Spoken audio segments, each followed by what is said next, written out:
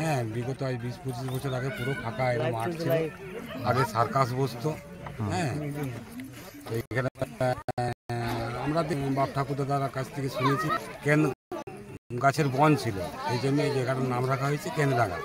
এখন বহু মানুষের বসতি হয়ে গেছে। আর এই যে জায়গাটা দেখছেন যে শিব ঠাকুরের জায়গা, এটা একটা ছোটোখাটো পাহাড় ছিল, ছোটো ঝাড়ে ভর্তি ছিল। আগে বাছুর মূলত খুব নোংরায় আবর্জনায় ভর্তি ছিল। তো আজ থেকে 7 দিন আগে ছোটো ছোটো পাড়ার যে শিশুরা মকর সংক্রান্তি উপলক্ষে যে তার জন্য একটা জ্বালানি তৈরি করতো, সেই জন্য এই ঝোপঝাড়গুলো পরিষ্কার করছিল। তবে পরিষ্কার করতে করতে এই জিনিসটি দেখতে পাওয়া যায়। প্রথমে পাড়ার ছোটো ছোটো বাচ্চা শিশুরা দেখেছে, তারপর ওরা হাল্লা করেছে, তারপর আমরা সিনিয়ররা এসে দেখলাম যে হ্যাঁ এটা একটা শিবলিঙ্গ।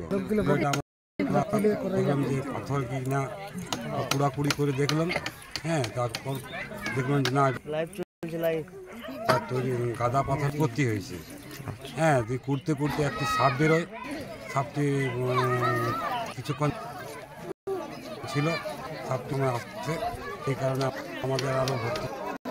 গত 1 মাঘ আমাদের এখানে একটি উৎসব হয়, তাতে নরনারায়ণের সেবা আয়োজন করা হয়। তাতে এখানে আমাদের প্রায়